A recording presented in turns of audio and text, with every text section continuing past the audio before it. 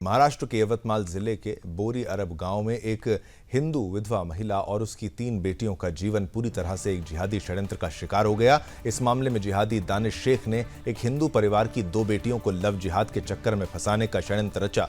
धर्म परिवर्तन का दबाव और जान से मारने की धमकियों के बीच पीड़ित परिवार न्याय के लिए पुलिस के पास बार बार गया, लेकिन प्रशासन ने उनकी मदद करने से इनकार, एक तरीके से उसकी बजाय टालती रही प्रशासन। बता दें कि यवतमाल जिले के बोरी अरब गांव में एक हिंदू मां जिनके पति की मृत्यु 8 साल पहले हो चुकी है, अपनी 3 बेटियों के साथ कपड़े बेचने का छोटा सा व्यवसाय करती है। वो किसी तरह अपने परिवार का पालन पोषण करने के लिए संघर्ष कर रही थी। वहीं उनकी दुकान में जिहादी दानिश शेख ने पहले बड़ी बेटी को लव जिहाद के षड्यंत्र में फंसाने की कोशिश की, लेकिन जब वो नहीं फंसी तो उसने दूसरी बेटी पर दबाव डालने की साजिश रची। इसके साथ ही जिहादी शेख और उसकी मां रेहाना रफीक शेख ने हिंदू परिवार पर इस्लाम धर्म अपनाने के लिए दबाव बनाया और जान से मारने की धमकी भी दी। इस जिहादी दबाव से बचने के लिए पीड़ित विधवा मां ने अपनी एक बेटी को पुणे में नौकरी के लिए भेज दिया ताकि वो सुरक्षित रहे, लेकिन बेटी का पिछले कई महीनों से कुछ पता नहीं है। अब पूरी तरह से निराश और दुखी मां और उसकी छोटी बेटी लापता बेटी की रिपोर्ट दर्ज कराने के लिए पुलिस थाने गया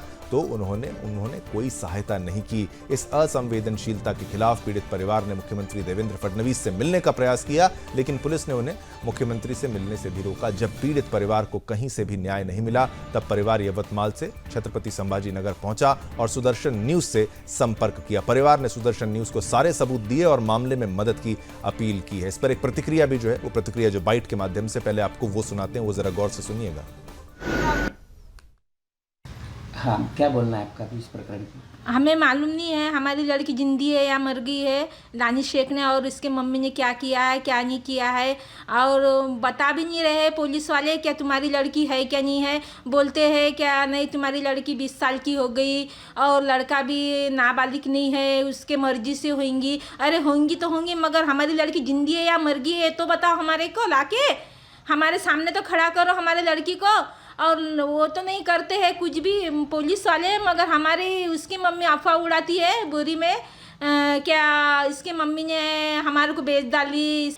ये तो पुलिस वालों को लगने को हो ना, हमारे को न्याय तो देने को हो ना। क्या आपको भी धर्म परिवर्तन के लिए हाँ, हमारे को दबाव था क्या तुम्हारे वाले तो तुम्हारे साथ में कुछ नहीं करते हैं, तुम इतना कष्टिक जीवन जीते हैं मगर कोई तो तुम्हारा साथ में नहीं रहता है। तो हमारे साथ में आ जाओ और हमारे लोग तुम्हारे को सहायता करेंगे, ऐसा वैसा बोला। आप क्या चाहते हैं अभी? हम यही चाहते हैं क्या दानिश शेख और रेहाना उसकी मम्मी जो है इनके खिलाफ एक्शन उठाने को ना, और हमारे को हमारी लड़की हमारे सामने हो ना। आप हिंदू परिवार है ना? हाँ सर। कहाँ के रहने वाले आप? हम बोरी अरब से रहने वाले हैं। कौन सा जिला? तालुका दारवा, जिला यवतमाल। हाँ, यहाँ से है। हाँ। हाँ। क्या हुआ आपके साथ लव जिहाद का षड्यंत्र? ये सर लव जिहाद का प्रकरण ऐसा हुआ सर हमारे साथ में, मतलब मुझे फादर नहीं है, 8 ईयर होते उनकी डेथ हो गई। अच्छा। हम हमारी फैमिली सिर्फ हम लेडीज ही है घर में, मेरी मम्मी और हम 3 बहनें। हाँ। तो हमारा कपड़े का बिजनेस था छोटा सा, इसके वजह से वो जिहादी से हमारा संपर्क हुआ। क्या नाम था जिहादी का? जिहादी का दानिश रफीक शेख, हाँ। ये नाम था। हाँ। तो वो दीदी, ये यवतमाल से पूरा हिंदू परिवार आया है संभाजी नगर, आपके संपर्क में कैसे आया और क्या कहना है? सोशल मीडिया पर एक हेल्पलाइन नंबर दिया है, तो उसके माध्यम से जो लड़की लव जिहाद में फंसी है उसकी एक छोटी बहन है, उसने संपर्क किया, फिर हमने उनको इधर बुला लिया। मदद नहीं कर रही बोले पुलिस वहाँ पे? हाँ, पुलिस प्रशासन मदद तो कुछ भी नहीं की है और एफआईआर में उस जिहादी का नाम भी नहीं लिए, सिर्फ मिसिंग की कंप्लेंट दाखिल की है। परिवार जो है माँ विधवा है, उसका फायदा उठाया। इनका षड्यंत्र है विधवा महिलाओं को टारगेट करना। जो लड़की के पिताजी गुजर।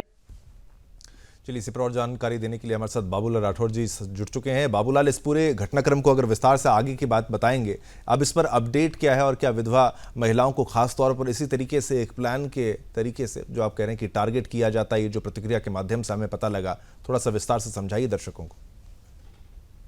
देखिए शिवम, निश्चित तौर पर अब ये जो जिहाद है लव जिहाद के सीजन में विधवा महिलाओं को भी नहीं छोड़ रहे। विधवा महिलाओं को लगातार टारगेट किया जाता है और ये जो नया मामला है महाराष्ट्र के यवतमाल का है।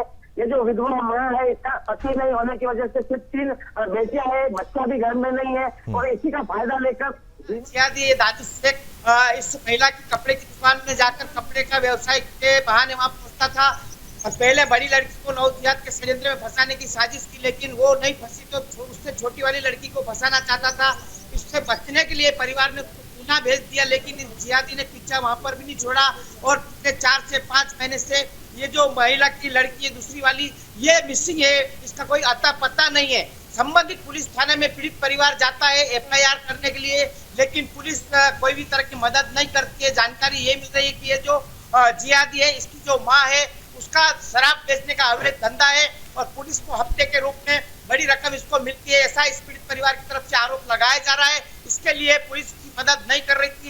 ये पीड़िता की जो बहन है छोटी, वो मुख्यमंत्री देवेंद्र फडणवीस के वहां पे एक कार्यक्रम के दौरान उनको निवेदन देने जा रही थी, आप भी सुनाने बताने जा रही थी, लेकिन पुलिस के अधिकारी ने उससे वहां जाने से भी रोक दिया कि हमारी ड्यूटी चली जाएगी, आप ऐसा नहीं कर सकती है। तो लगातार इस तरह की लव जिहाद की घटनाएं तेजी के साथ बढ़ती जा रही है। सरकार अभी कड़क हिंदुवादी सरकार होने के बावजूद भी जिहादियों के हौसले बुलंद है और इस परिवार को कहीं से भी न्याय नहीं मिला। तब ये परिवार आज छत्रपति संभाजी नगर पहुंचा और सुदर्शन न्यूज को सारे सबूत दिए और मदद की मांग की।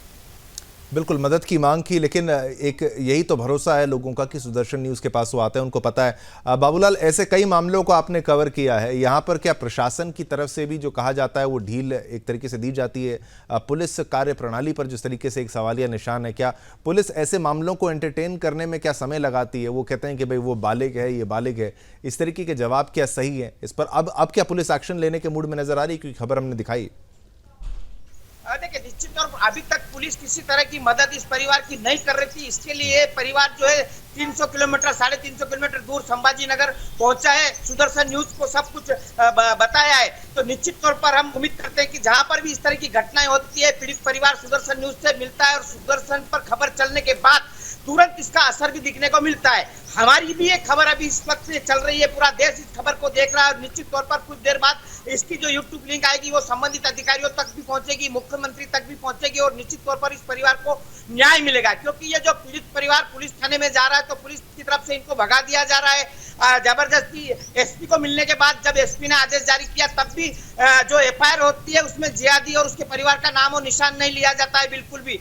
कहीं ना कहीं इस षड्यंत्र में जिहादी को पूरी तरह से बचाया जा रहा था पुलिस की तरफ से, लेकिन अब ऐसा ना हो और पीड़ित परिवार को न्याय मिले, इसीलिए पीड़ित परिवार भी सुदर्शन न्यूज परिवार के साथ है।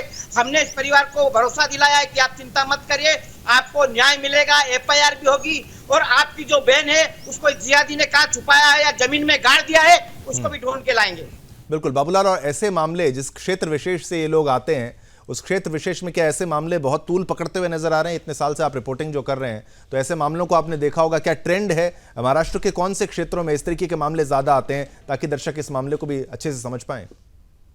देखिए, लगातार मराठवाड़े की अगर हम बात करें शिवम, तो मराठवाड़े में हर दिन इस तरह की घटना लगातार बढ़ती जा रही है। पिछले हफ्ते हमने महाराष्ट्र के लातूर में जाके एक बड़ा खुलासा किया था, वहां पर भी ऐसा लव जिहाद का मामला था। एक पीड़ित महिला को पहले तो जो लव जिहाद के षड्यंत्र में फंसाया था वो तलाकशुदा महिला थी, उसका शादी का झांसा दिया था, बाद में धर्म परिवर्तन का दबाव बनाया, धर्म परिवर्तन से मना किया तो उसको सिगरेट के चटके लगाए, सिर के बाल उखाड़ कर फेंक दिया, यहाँ तक कि उसको पेशाब पिलाया जा रहा था। बावजूद उसके उस महिला की सुनवाई नहीं हो रही थी पुलिस थाने में। सुदर्शन न्यूज ने खबर चलाई, ग्राउंड जीरो पर जाकर चलाई, उसके बाद उस जिहादी को वहां पर अरेस्ट किया गया है। तो निश्चित तौर पर इस तरह के मामले लगातार बढ़ रहे हैं। धर्मांतरण, लैंड जिहाद, लव जिहाद और अपहरण, ये लगातार तेजी के साथ मराठवाड़े में और महाराष्ट्र में तेजी के साथ बढ़ रहे हैं।